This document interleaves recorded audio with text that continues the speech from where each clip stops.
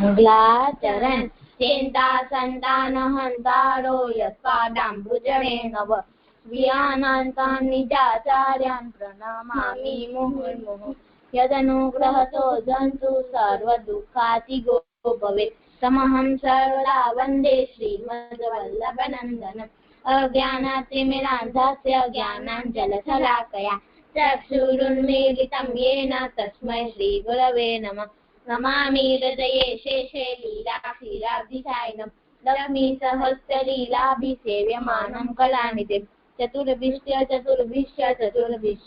त्रिभिस्तदा षड्भिर्विराजते योऽसौ पञ्चदारतये मम તમને પ્રણામ જય જય કૃષ્ણદાસજીનો છઠ્ઠો પ્રસંગ. એક વાર કૃષ્ણદાસજીએ આચાર્યજીને પૂછ્યું કે ઠાકોરજીને શું પ્રિય છે, તો આચાર્યજીએ કીધું કે ઠાકોરજીને તો માખણ મિશ્રી પ્રિય છે અને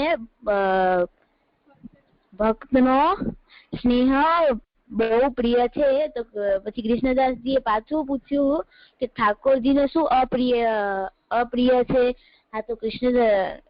તો આચાર્યજીએ કીધું કે ઠાકોરજીને ધૂળો પસંદ નથી અને પોતાના ભક્તને જે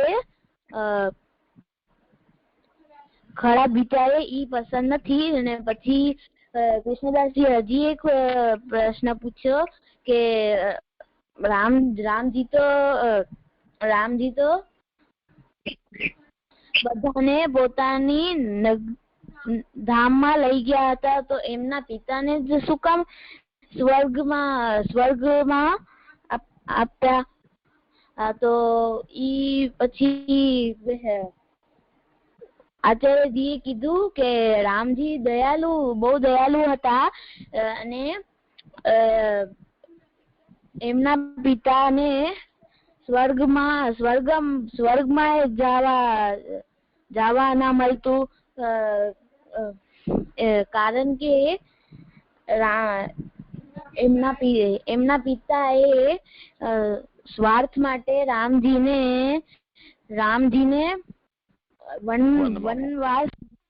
વનમાં મોકલ્યા હતા. આમાંથી ઈ શીખ મળે છે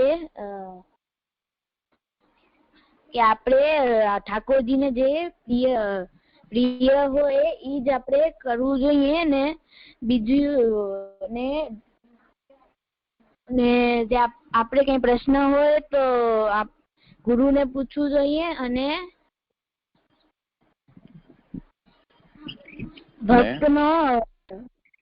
ભક્તનો ખરાબ ના વિચારવું જોઈએ. આમાંથી શબ્દ છે આચાર્યજી એટલે શાસ્ત્ર ને વાંચે, પોતાના જીવનમાં લે અને એમના શિષ્યોને શીખવાડે. શાબાશ. એ જે થઈ ગયું આજે નથી અક્ષિતા? ના જે અચ્છા કઈ વાંધો નહીં. તો હવે શું કરશો? જે રાશેષ ઘરેથી જોડાયો છે, કીર્તન કરશે. એને ગોતવો પડશે. રાશેષ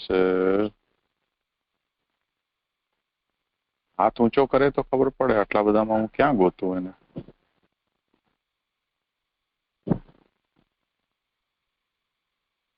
આમાં તો દેખાતો નથી. કઈ વાંધો નહીં, તું કરી દે કીર્તન. રુચિર કરી દે. નહીં તો કાલે કરીએ ભલે, કઈ વાંધો નહીં, ચાલશે. હું રુચિર કરીએ કરો તો કેટલું સારું. કયું કરશો? શ્રેણીન ચરણ દીદી ભો રહી કાના. હા, અરે વાહ, કરો. આવડે છે ને આખું? જી. કરો. કાના કર કરત મોસો જગરો ભોરહી કાન કરત જગરો ભોરહી કાન કરત મોસો જગરો ભોરહી કાન કરત મોસો જગરો સગના છાંડી કરત હઠ મોસો નિતૌતી રોટી रहता है डगरो भोरही काना करत मोसो जगरो सगन छांदी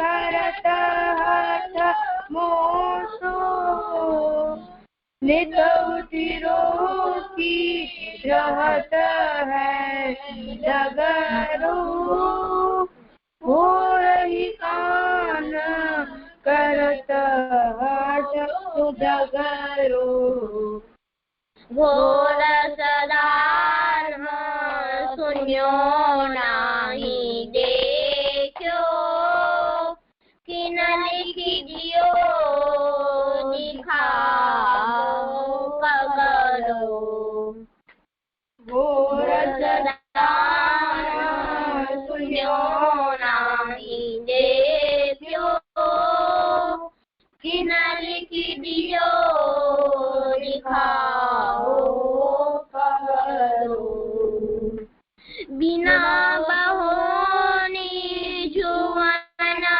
नहीं देहो यह सब थीना भाओ कीना सगरो भोरही कान करत मोसो जगरो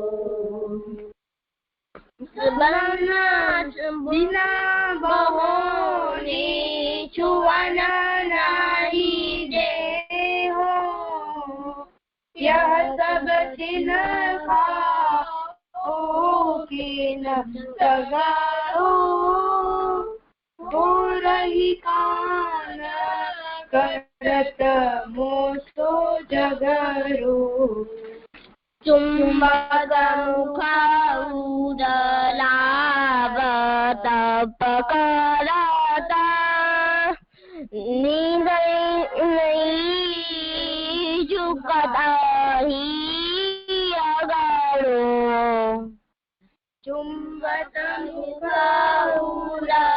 उदलावत पकड़त सेवन भई झुकत नहीं अगरो परमानंद सयानी ग्वालिनी छांदी नहीं जो धरत नहीं पकड़ो भोरही काना करत मोसो जगरो परमानंद सयानी ग्वालिनी छांदी नहीं जो धरत नहीं पकड़ो भोरही काना करत मोसो जगरो જે થઈ ગયું સુંદર. હા, ચલો હવે આજે કોણ અર્પણ કરશે? દનોત પ્રણામ છે જે હું કાલનો પુનરાવર્તન કરું. હા કરો, પણ જોડાયો નથી લાગતો. હું જોડાયું છું જે અરે રે જો તો હવે તમે નક્કી કરી લો કોણ કરશે.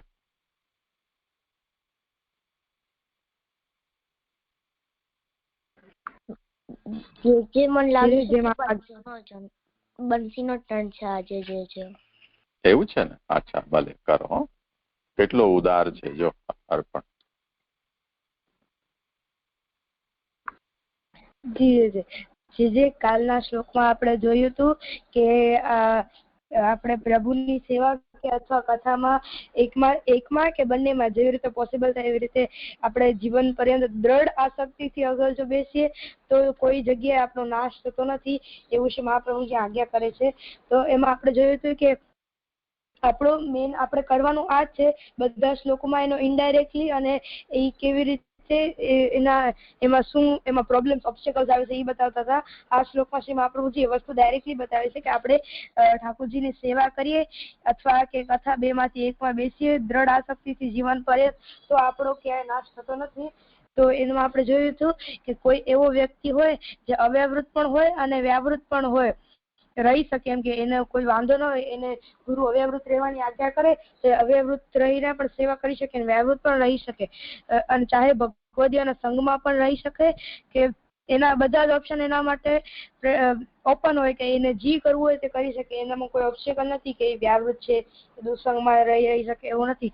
પણ આમાં તો બતાવે છે કે ભક્તિની ફલાત્મિકા વૃદ્ધિ માટે શ્રેષ્ઠ ઉપાય કયો છે. એવું આમાં કોઈકને એવું થાય કે મને કોઈકને એવો પ્રશ્ન થાય કે હું બધી જ રીતે બધું કરી શકું છું પણ મને ભક્તિની ફલાત્મિકા વૃદ્ધિનો શ્રેષ્ઠ ઉપાય કયો છે કે જે મને કરવો જોઈએ. તો એમાં એમ શ્રી મહાપ્રભુજી એમ સમજાવી રહ્યા છે કે શ્રી આચાર્યજીએ સાધન કરવાના, સંઘ કરવાનો, ત્યાગ વગેરે કરવાની આજ્ઞા પાછળના મૂળ હેતુ સમજાવે છે કે આપણે આમાં શ્રી મહાપ્રભુજી એમ કરે છે કે સાધન કરવાના કે કોઈકનો સારો સત્સંગ કરવાનો કે બધું ત્યાગ કરવાની આજ્ઞા જે અત્યાર સુધી થઈ રહી છે ઇનડાયરેક્ટલી, એનો ડાયરેક્ટલી મેઇન હેતુ એ જ છે કે આપણે પ્રભુની સેવા અને કથા કરવાની છે. તો ઘરમાં રહેવું કે ઘરનો ત્યાગ કરવો, હરિસ્થાનમાં રહેવું કે કોઈ ભક્તના સાથે એના નજીક રહેવું કે દૂર રહેવું, આ તો બધા ઉપાયો છે, બાહ્ય ઉપાયો. મુખ્ય વસ્તુ નિષ્ઠા છે કે પ્રેમ આસક્તિ છે, તે ચાહે ભગવત સેવામાં જ હોય કે ચાહે ભગવત કીર્તન કથા શ્રવણ સ્મરણમાં હોય કે ચાહે બંને સેવા કથા શ્રવણમાં હોય, તે ત્રણેય સ્થિતિમાં નિષ્ઠા હશે તો ડરવા જેવું નથી. જેનાથી સેવા અને ગુણગાન બંને થઈ રહ્યા છે તે ઉત્તમ વાત છે. અગર જો બંને નથી સંભવ, ખાલી સેવા સંભવ છે તો પણ ચિંતાની વાત નથી. તે જ રીતે ખાલી ગુણગાન સંભવ છે તો પણ કોઈ ચિંતાની વાત નથી. મુખ્ય ઉપાય તો આ ત્રણ જ છે, કાં ઠાકોરજીની સેવા કરવી, કાં કથામાં કે એટલે શ્રવણ કરવું અને કાં બે ભેગું કરવું. એ ત્રણ ઉપાય જ મુખ્ય છે. આ બધા તો એના ઇનડાયરેક્ટલી ઈ જ વસ્તુ કરવાનું કહે છે, એના ઓબ્સ્ટેકલ્સ દૂર કરવાના કે આપણે એના પહેલાના શ્લોકમાં જોઈએ કે દુસંગ થી દૂર રહેવાનું, તો દુસંગ થી દૂર રહીને આપણે કરવાનું શું, તો આપણે ઠાકોરજીની સેવા સ્મરણ જ કરવાનું. એ બધું ઇનડાયરેક્ટલી બતાવે છે. તો સેવામાં કે કથામાં કે બંનેમાં જેની દ્રઢ આસક્તિ થાય છે આ જીવન એનો ક્યારે પણ નાશ થતો નથી, એના ભાવનો નાશ ક્યારે થતો નથી, એવી શ્રી મહાપ્રભુજી કહે છે કે એવી શ્રી મહાપ્રભુજીની મતિ છે. શ્રી મહાપ્રભુજી અહીંયા આપણે જણાવી રહ્યા છે કે તમે જો જે અવસ્થામાં ઉપર હમણાં અત્યારે પ્રેઝન્ટમાં છો એ અવસ્થામાં કોઈ પણ પ્રભુના નામ સ્મરણ છે એને પકડો કે પ્રભુનું રૂપ છે તેનું સ્મરણ કરો. બંને હાથથી બંને ભગવદ નામ સ્મરણ રૂપ બંને પકડી શકો છો. જેમ કે આપણે એક્ઝામ્પલ લીધો તો કે કોઈક રિક્ષામાં આપણે ટ્રાવેલ કરતા હોઈએ તો બહુ ગળદી હોય, રિક્ષામાં વધારે જણા હોય તો આપણે એક હાથ આપણો દબાઈ જાય કે પહોંચી ના શકીએ તો આપણે બીજા હાથેથી પકડી કે આપણે પોતાને સેફ રાખી શકીએ, આપણે હલીએ નહીં, આપણો સ્થિર રહી શકીએ. ને બે હાથથી પકડાતો હોય તો બેટર, તો આપણે સમૂળ ચાન્સીસ જ ન બે હાથથી પકડે. એવી જ રીતે આમાં અગર કોઈ વ્યાવૃત છે તો ખાલી સ્મરણ આદિ કરી શકે છે તો તે ખાલી સ્મરણ આદિ કરે, એ ખાલી સેવા કરવી હોય ને તો એ સેવા કરે, અને એ બંને ગાતો હોય બે હાથેથી પકડે તો વેલ એન્ડ ગુડ, એ બે ગાડી શકે છે. એનાથી એનો કોઈ ભાવ ડગવાનો કોઈ ચાન્સીસ જ નથી. તો ભગવત સેવા અને ભગવત ગુણગાન બંનેને પકડી રાખશો તો બહુ જ મજબૂત સ્થિતિ રહેશે. અને હાથ અગર જો તમે વ્યાવૃત છો તો બીજી બાજુથી તમે સ્મરણ આદિ ચાલુ રાખો અને પુષ્ટિમાર્ગ પર ટક્યા રહો, એમના પુષ્ટિમાર્ગના સિદ્ધાંતોનું પાલન કરો. ભલે વ્યાવૃત છે તો એ થઈ શકે છે બધું. તો ભક્તિ માર્ગમાં આમ 3 રીતે ચાલી શકાય છે. એક તો ભગવત નામનો ભજ કે ભગવત નામનો આશ્રય, બીજો ભગવત આંતરંગ ભજન ને ત્રીજો ભગવાનનો આયા ભજન. એવી 3 રીતે આપણે ભક્તિ માર્ગમાં રહી શકીએ છીએ. ભગવાનના નામમાં એટલો સામર્થ્ય છે કે ભગવત નામનો આશ્રય કરે તો પણ ભગવાન એનો ઉદ્ધાર કરે છે. જો ભગવાનની સેવા તેમના સ્વરૂપ ઘરમાં પધરાવીને કરી શકે તો ભગવાનનું બાહ્ય ભજન થશે. રૂપનું બાહ્ય ભજન ન કરી શકે તો રૂપનું આંતરંગ ભજન કરવાનું. આંતરંગ ભજન એટલે કે મનમાં વિચારવું, સ્મરણ, ભાવાત્મક રૂપમાં પ્રભુને સ્મરણ કરતા રહેવું, એને આંતરંગ ભજન કહેવાય. લૌકિક વસ્તુ બહાર પ્રતિબંધ થાય છે. આંતરંગ ભજનનો તો કોઈ પ્રકારનો પ્રતિબંધ પણ ન થાય કે આપણું મનમાં આપણે જે સ્મરણ કરીએ એમાં કોઈ પ્રકારનો આપણે પ્રતિબંધ ન થાય. જ્યાં સુધી આપણા મનમાં કોઈ આપણું ડાયવર્ટ ન થઈ જાય મન, ત્યાં સુધી આપણે ઠાકોરજીનો જ વિચાર હોય. તો એ ભાવ આપણો ડગતો નથી. આ 3 માંથી જેમાં પણ ભક્તિ માર્ગીયની નિષ્ઠા છે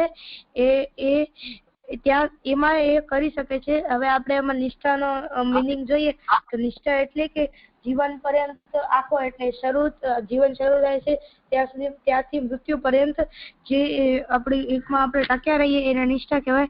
જ્યાં સુધી ભાવ દ્રઢ રહેશે ત્યાં સુધી નિષ્ઠાનો ભાવનો નાશ નહીં થાય. ચાહે આપણે અંતર્ભજનો કરીએ કે બાહ્ય ભજન, તો જો નિષ્ઠા હાલી ગઈ આપણી તો આપણો ભાવના નાશ થવાના ચાન્સીસ છે. જે મને એવું સમજાય. સરસ. ઓર કોઈને કહેવું છે આમાં કઈ?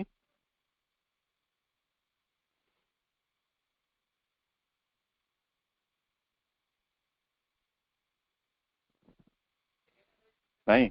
અચ્છા, તો જો આમાં એક વાત કાલે આપણે નિરૂપણ કરવાની રહી ગઈ હતી કે મહાપ્રભુજીએ અહીંયા એમ શબ્દ વાપર્યો છે કે યાવત જીવમ, એટલે તસ્ય નાશો નક્વાપીતિ મતિર્મમ.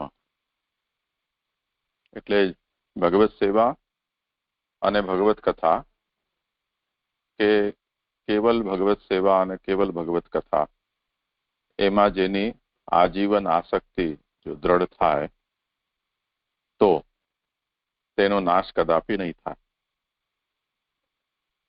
એમાં જો ક્વાપી શબ્દનો પ્રયોગ છે એટલે ક્યાંય પણ, ચાહે ઘરમાં હશે તો પણ નહીં, ચાહે ઘરનો ત્યાગ કરીને ગયો હશે તો પણ નહીં, ચાહે તો એ ભક્તના સંગમાં રહેતો હશે કે ભગવત સ્થાનમાં રહેતો હશે ત્યાં પણ નહીં.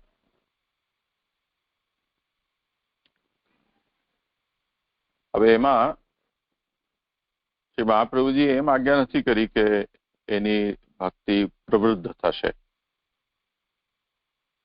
અથવા એનો બીજ ભાવ દ્રઢ થશે. આમ પોઝિટિવ આનો કોઈ રિઝલ્ટ મળશે એવું નથી કહ્યું, પણ તસ્ય નાશો નક્કો આપી, એનો નાશ ક્યાંય નહીં થાય એમ કહ્યું. તો આ વાત થોડી વિચારણીય છે, સમજવાની પણ છે કે નાશ ન થવું એટલે કોઈ રીતે પણ એ સર્વાઈવ કરશે એ એક વાત છે, અને કોઈ પોઝિટિવ રિઝલ્ટ એને મળશે એવું કહેવું એ બીજી વાત છે. તો જેમ પહેલો જે ઉપાય બતાવ્યો, બીજ ભાવે દડે તો સ્યાત ત્યાગાત શ્રવણ કીર્તનાત, ત્યાં એ વાત કહેલી છે કે ત્યાગાત શ્રવણ કીર્તનાત ભક્તિ પ્રવૃદ્ધા સ્યાત. ગ્રહ ત્યાગ કરીને જો પ્રભુના શ્રવણ કીર્તન આદિ કરશે તો એની ભક્તિની ફલાત્મક વૃદ્ધિ કરશે. આવું નિરૂપણ કર્યું છે. તે જ રીતે બીજ દાઢ્ય પ્રકારસ્તુ ગ્રહે સ્થિત્વા સ્વધર્મતઃ અવ્યાવૃત્તો ભજેત કૃષ્ણમ પૂજયા શ્રવણાદેવી.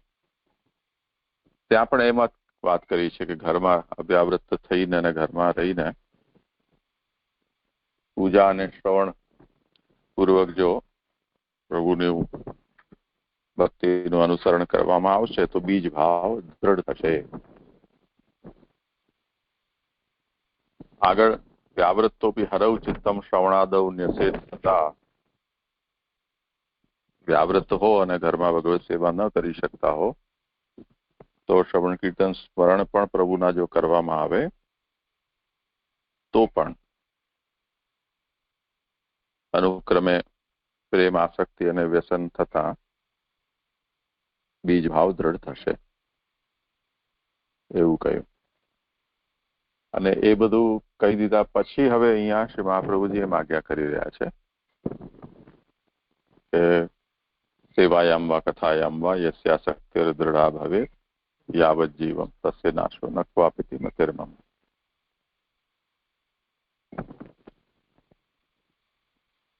આ વાતને સમજવાની છે કે શરૂઆતમાં જે ઉપાયો બતાવેલા છે, ગ્રહત્યાગ પૂર્વક શ્રવણ કીર્તન સ્મરણ, જો બીજ ભાવ દ્રઢ હોય તો એ ભક્તિની ફલાત્મિકા વૃદ્ધિનો પ્રથમ ઉપાય. જો અવ્યાવૃત્ત હો તો ઘરમાં પ્રભુને પધરાવીને એમની સેવા અને અનવસરમાં શ્રવણ કીર્તન સ્મરણ એ બીજ ભાવને દ્રઢ કરવાનો ઉપાય છે. જો ઘરમાં ભગવત સેવા ન થઈ શકે વ્યાવૃત્ત હોવાને કારણે, તો વ્યાવૃત્તિ કરતા કરતા પ્રભુના શ્રવણ કીર્તન સ્મરણ કરવા, આ ત્રીજો ઉપાય છે.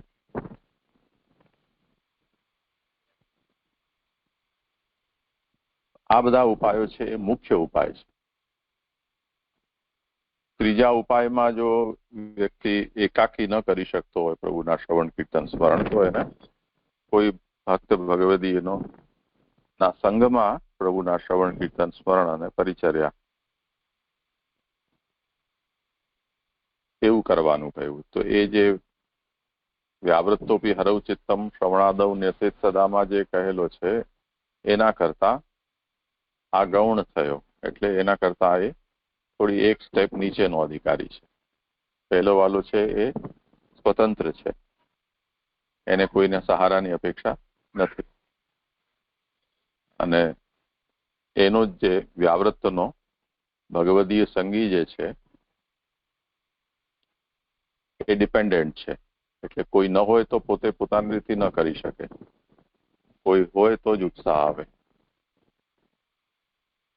મોટો ભાગનો વર્ગ એવો જ હોય છે. આપણે બધા એવા જ છીએ, જો હું ન હોઉં તો તમે ન કરો, તમે ન હો તો હું ન કરું.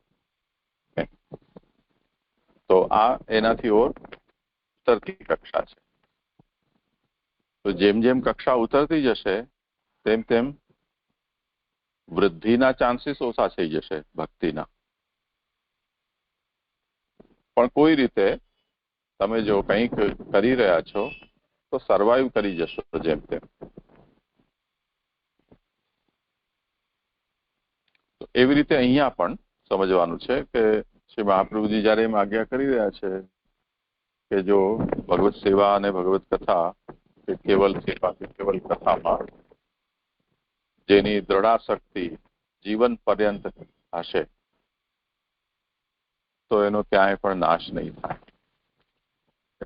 ચાહે વ્યાવૃત્ત હશે તો શું, ચાહે ઘરમાં હશે તો શું, ચાહે કોઈ પરિસ્થાનમાં હશે તોય શું, કે કોઈ ભગવદીયના સંઘમાં હશે તો પણ શું, એનો ભાવ ટકેલો રહેશે. એટલે ભક્તિ માર્ગમાં એ કોઈ રીતે પણ સર્વાઈવ કરી જશે. બીજ ભાવ દ્રઢ થશે કે ભક્તિની કલાત્મિકા વૃદ્ધિ થશે કે કેમ, એ બધું પછીનો વિષય છે. તો આ જે છે એ ખાલી સ્ટેબિલિટી પ્રોવાઈડ કરે છે, એટલું જ અહીંયા એને રિઝલ્ટ મળશે. પછી જો એવું સ્ટેબલ થઈ ગયો અને અનુકૂળ પરિસ્થિતિ થઈ અને એને ઓર વધારે સાધન કરવાની અનુકૂળતા પ્રાપ્ત થઈ તો પછી ફરી પાછો આગળનો રસ્તો એનો ખુલી જશે. નહીં તો કમસે કમ એનો નાશ તો નહીં થાય. એટલે એની અવસ્થા જ્યાં સુધી પહોંચેલી છે તે અવસ્થાનો અથવા એના બીજ ભાવનો નાશ નહીં થાય. અવસ્થાનો મતલબ રુચિ, પ્રેમ, આસક્તિ, વ્યસન, આ 4 અવસ્થા આપણે સમજીએ. રુચિ કક્ષા છે, રુચિ એની જળવાયેલી રહેશે. તે જ રીતે પ્રેમ કે આસક્તિ છે તો પ્રેમ આસક્તિ જળવાયેલી રહેશે, કેમ કે એને સંબંધ તોડ્યો નથી, હાથ પકડી રાખેલો છે. તો હાથ પકડી રાખેલો છે તો હજી વાંધો નથી, પણ જેને હાથ છોડ્યો તો પછી કોઈ બીજો ઉપાય રહેતો નથી એનો. કેમ કે જે કંઈ પણ સ્ટેબિલિટી આવે છે એ કોઈ આધાર તમારો હોય તો સ્ટેબલ થઈ શકો. આધાર ન હોય કે કોઈ સંબંધ ન હોય તો એમાં સ્ટેબિલિટી ક્યાંથી રહે? આગળ વધવાની વાત તો છેટી રહી. એટલા માટે આપણે કાલે એ વાત જોઈ હતી કે રૂપનું, ભગવદ રૂપનું બાહ્ય ભજન એટલે ભગવાનનું બાહ્ય ભજન એટલે સ્વરૂપ સેવા, એનું આંતર ભજન જે ભગવાનના મથુરા પધાર્યા પછી ગોપીજનો, બ્રજ ભક્તો બધાએ ભગવાનનું આંતર ભજન જ કરતા હતા, કેમ કે પ્રભુ પ્રકટ તો ત્યાં હવે બિરાજતા ન હતા. તો એ આંતર ભજન થયું. એ રીતે અંદર પધરાવ્યા જ ન હોય પ્રભુ તો આંતર ભજન પણ શક્ય ન રહે. આંતર ભજન ક્યારે શક્ય બને? જેવી રીતે આપણે ઉષા અનિરુદ્ધનું આવે છે ઉપાખ્યાન, અથવા રૂકમિણીજી અને ભગવાન શ્રી કૃષ્ણના વિષયમાં આવે છે. ભલે રૂકમિણીજીએ ક્યારે દર્શન પ્રભુના કર્યા હશે કે નહીં કર્યા હોય, પરંતુ શ્રી કૃષ્ણના વિષયમાં એમણે ઘણું સાંભળ્યું. તો એમણે શ્રી કૃષ્ણને મનથી જ પોતાના પતિ માની લીધા હતા. અને એમની એવી તૈયારી હતી કે જો શ્રી કૃષ્ણની મને પ્રાપ્તિ ન થાય તો પછી આ દેહ નહીં રાખવો, દેહ ત્યાગ કરી દેવો. તો મનોમન એ શ્રી કૃષ્ણને પોતાના પતિ તરીકે ભજી રહ્યા હતા. એમના પિતાએ જયારે એમના લગ્ન નક્કી કર્યા અને એમણે શ્રી કૃષ્ણ સિવાય બીજા કોઈ અસુર રાક્ષસો જેવા હતા એમની સાથે લગ્ન કરાવવા ઈચ્છતા હતા. કેમ કે રૂકમિણીજીનો જે ભાઈ હતો એ આ બધા કૌરવો ને જરાસંધ ને શિશુપાલ ને આ બધાના સાથે મિત્રતા હતી એની. તો એ એમ ઈચ્છતો હતો કે આવા કોઈની સાથે રૂકમિણીજીના લગ્ન થાય. તો એમણે રૂકમિણીજીએ પોતાના એક બહુ વિશ્વાસપાત્ર બ્રાહ્મણ હતા એમના સાથે ઠાકોરજીને દ્વારકા પત્ર લખી મોકલાવ્યો. આ રીતે મારા પિતા મારા લગ્ન છે શિશુપાલ વગેરે સાથે કરવા માંગે છે અને હું તો આપને જ પતિ માનું છું, તો આપ મારું અપહરણ કરી જાઓ. તો એટલી લાંબા સમયની એમના મનમાં ભગવાન પ્રત્યેનો પ્રેમ હતો એટલે ઠાકોરજી એમનું એ રીતે પધાર્યા અને અપહરણ કર્યું. આ એક આંતરભજનનું એક ઉદાહરણ છે. તો એવી રીતે આંતરભજન તો એ મોટી સાધના છે. એટલે ઘરમાં કે આપણે આપણા જેમ કોઈનો આપણે ફોટો રાખ્યો હોય, રાખી શકો તમે તમારા ઘરમાં જગ્યા હોય તો. તે જ રીતે કોઈ મૂર્તિ છે એને તમે રાખી શકો. એ તમે બદલી પણ શકો ટાઈમ ટુ ટાઈમ. તમને એમ લાગે છે કે ભાઈ હવે આ અત્યારે જે આપણું ઘર છે કે ફેશન છે તે પ્રમાણે આ અહીંયા ઠીક નથી લાગી રહ્યું, તો તમે એને બદલી દો.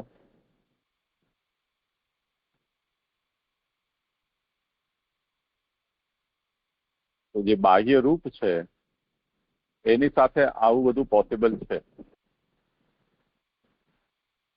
તે જ રીતે જે બાહ્ય રૂપ છે એમાં માન લો કોઈ વ્યક્તિ જીવિત છે તો એ વૃદ્ધ પણ થઈ જાય, તો પહેલા જેવું એનું સ્વરૂપ ન રહે. એટલે આપણે ઘણી વખતે બહુ સમય પછી કોઈને મળીએ તો આપણે એમ કહીએ અરે પેલા તો આવા હતા, હવે તો આવા થઈ ગયા. બાહ્ય રૂપ છે એની અંદર પરિવર્તન આવી શકે, પણ જે આંતર રૂપ છે એ સદા સર્વદા એક રસ રહે. એટલે ઠાકોરજી જે વખતે વ્રજ છોડીને મથુરા પધાર્યા, વ્રજમાં ઠાકોરજી જેટલો સમય બિરાજ્યા અને વ્રજવાસીઓ સાથે જે પણ લીલા કરી, જે રૂપોથી, એ બધી વ્રજવાસીઓના હૃદયમાં અંકિત થઈ ગઈ, છપાઈ ગઈ, એમ સેવડ હતી. અને જેમ કમ્પ્યુટરમાં હોય કે તમે એને રીડ ઓનલી કરી દો તો એને એડિટ ન કરી શકાય કે ડિલીટ ન કરી શકાય. એવી રીતે ઠાકોરજીની સ્વરૂપ લીલા છે એ વ્રજવાસીઓના અંતઃકરણમાં આ રીતે છપાઈ ગઈ, એમ સમજો. પછી ભલે ઠાકોરજી મથુરા પધાર્યા અને ત્યાંથી દ્વારકા પધાર્યા કે પછી ત્યાંથી કુરુક્ષેત્ર પધાર્યા, હસ્તિનાપુર પધાર્યા, ઘણું બધું ઠાકોરજીએ કાર્ય કર્યું. ને એમાં ઠાકોરજીએ વ્રજ છોડ્યા પછી 2 શ્રીહસ્ત હતા, એ 4 શ્રીહસ્ત ધારણ કરી દીધા.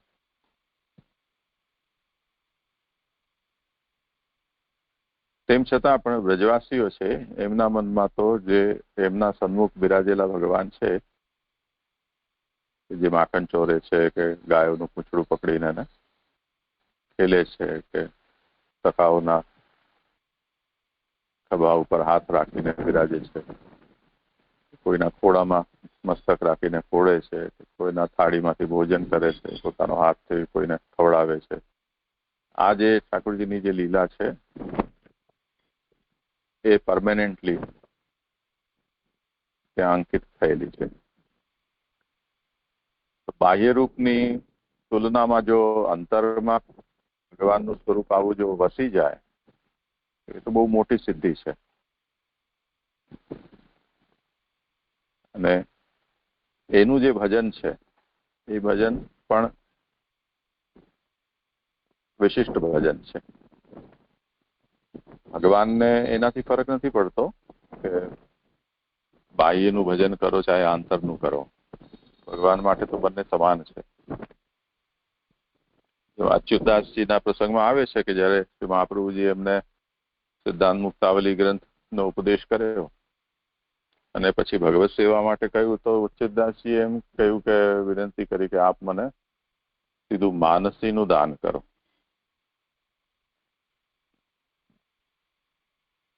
તો એમણે સીધી માનસી માંગી. માનસી આ જ વસ્તુ છે.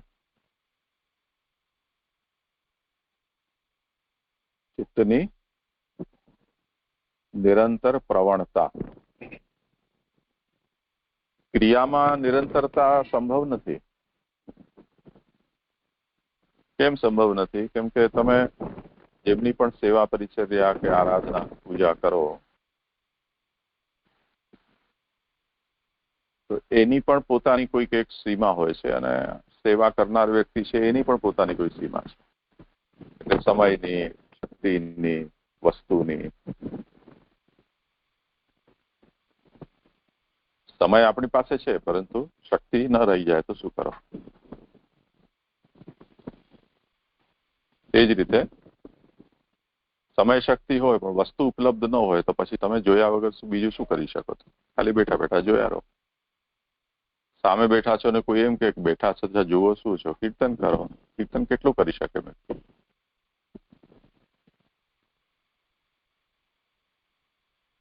અને જો કીર્તન વધારે કરે તો સેવ્ય છે એ પણ તો એમ કે ને કે હવે થોડું તમારા મોઢાને આરામ આપો, મને સૂવું છે.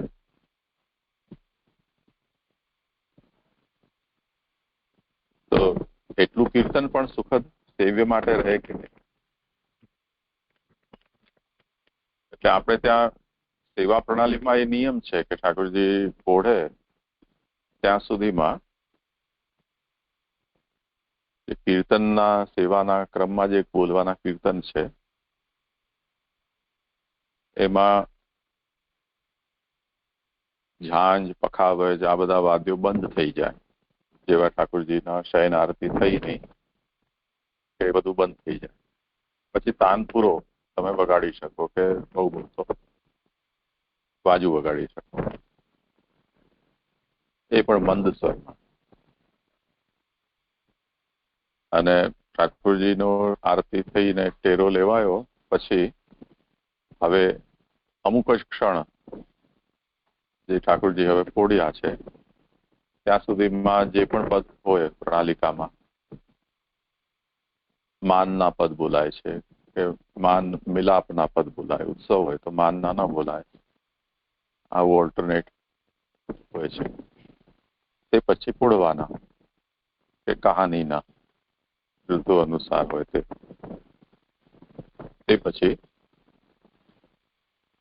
દીનતા આશ્રયના. આ બધા પદો છે એ જેમ જનગણ મન અધિનાયક જય ભારત ભાગ્ય વિધાતા એમ બોલીએ ને એવી રીતે ઝટપટ સંપન્ન કરી દેવા. બહુ વધારે પડતો રાગ તાન આલાપ કરીને એને લંબાવવાનું નહીં, એવો નિયમ છે. કેમ કે હવે ઠાકોરજી પોડી રહ્યા છે તો એમને પોડવામાં જે સુખદ જણાય એવા સ્વરથી તમે થોડી વાર સુધી તમે કંઈ કીર્તન કરો તો સારું લાગે. જેમ બચ્ચાને આપણે હાલરડા ગાઈને સુવડાવતા હોઈએ તો એ પણ હું આપણી સાથે એમ કર્યા કરે, પછી સુઈ જાય. એટલે જે હું એનું બંધ થાય તો પછી આપણે પણ ચૂપ થઈ જવાનું. તો જે બાહ્ય ભજન છે એના ઉપર આવી બધા લિમિટેશન છે, પણ આંતર ભજનમાં આ બધા કોઈ લિમિટેશન આવતા નથી. એમાં કોઈ દેશકાલ વસ્તુ એની, એટલે લોભી વાણિયાની કથામાં આવે છે કે એને શ્રી ગુસાઈજી પાસે ગયો અને સેવક થયો. પછી ગુસાઈજીએ સેવા કરવાનું કહ્યું તો એને મનમાં એમ થયું કે હવે આ સેવામાં કેટલો ખર્ચો કરાવી દેશે. તો એને પણ એમ જ કહ્યું કે મને તો માનસી સેવાનું જ ક્રમ શીખવાડી દો તો હું કરીશ. શ્રી ગુસાઈજીએ કહ્યું કે આવી રીતે તું ભાવના કરજે બધી, હવે જગાવું છું, હવે વિરાજ આવ્યા, હવે ભોગ ધર્યા. તેમાં એને માનસીમાં મંગલ ભોગમાં દૂધમાં ખાંડ કરી તો 2 વાર થઈ ગઈ ખાંડ. તો એ વધારાની ખાંડ આમાંથી માનસીમાં કાઢવા લાગ્યો. તો શ્રી કૃષ્ણ ઠાકોરજીએ એનો હાથ પકડી લીધો. જયારે લોભિયા તો એક તો ફિઝિકલી તો કંઈ કરી નથી રહ્યો, મનમાં ને મનમાં ખાંડ થોડી વધારે પડી ગઈ, એમાં તને શું લોભ જાગ્યો કે કાઢવા જઈ રહ્યો છે? તો તાત્પર્ય છે કે જે આંતરભજન છે એમાં આવા કોઈ લિમિટેશન નથી. પણ આંતરભજન બહુ દુર્લભ છે, દુસ્સાધ્ય છે. કેમ કે અંતરમાં ઠાકોરજી પહેલા બિરાજે પછી એમનું ભજન થઈ શકે. તો એ ભગવાનનું ભાવાત્મક સ્વરૂપ જેમ રૂકમિણીજીએ હૃદયમાં પધરાવ્યું હતું, કે જેવી રીતે ઉષાએ અનિરુદ્ધના સ્વરૂપને પધરાવ્યું હતું, એવી રીતે ઠાકોરજીનું સ્વરૂપ હૃદયમાં બિરાજે તે પછી એમનું આંતરભજન સંભવ છે. જો એ શક્ય ન હોય તો પછી નામ ભજન કહ્યું છે. નામ ભજનનો મતલબ નામનો જપ, સંકીર્તન. જે આ લોકો ઇસ્કોન વાળા જે આ દુનિયામાં અત્યારે પ્રસિદ્ધ ગણાય છે, ચૈતન્ય સંપ્રદાય, કે મહાપ્રભુજીના મિત્ર હતા કૃષ્ણ ચૈતન્ય, એમણે જે સંપ્રદાય પ્રચલિત કર્યો એમાં એમણે નામ ભજનને જ મુખ્યતા આપી.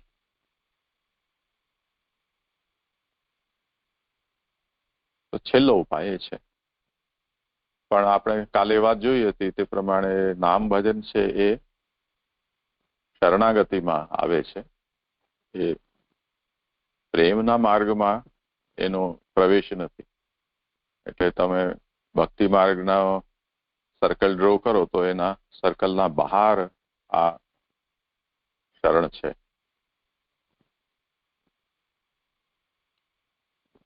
તો મુખ્ય રૂપથી પ્રભુનું આંતર ભજન અથવા પ્રભુનું બાહ્ય ભજન અથવા બંને આ ભક્તિવર્ધિનીમાં બતાવેલા મુખ્ય ઉપાય છે. અને એ બતાવેલા ઉપાયો છે એના કયા પ્રમાણે જો એનું આપણે અનુસરણ ન કરી શકીએ તો જેટલું થાય એટલું પણ આંતર ભજન કે બાહ્ય ભજન પકડી રાખશો તો તમારો નાશ નહીં થાય એમ શ્રી મહાપ્રભુજી અહીંયા આશ્વાસન આપે છે. તો જેમ આપણને પાસિંગ માર્ક્સમાં કેમ હોય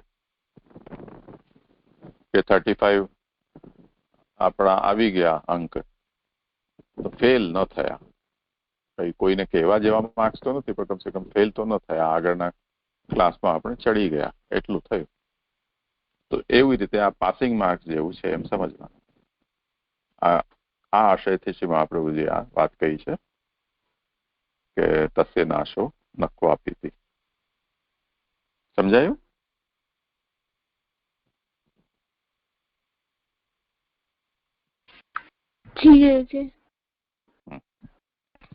આ વિષય લાંબો થયો પર આ પર્સપેક્ટિવ આપણને ધ્યાનમાં લેવો યોગ્ય છે. તો હવે આમાં કઈ કોઈને પૂછવું હોય તો આનું પુનરાવર્તન તો કાલે કરજો. કઈ પૂછવું કરવું હોય તો તમે પૂછી.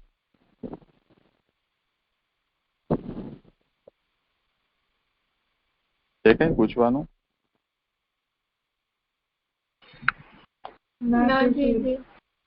નહીં ને? સારું, તો આજે અહીંયા વિરામ.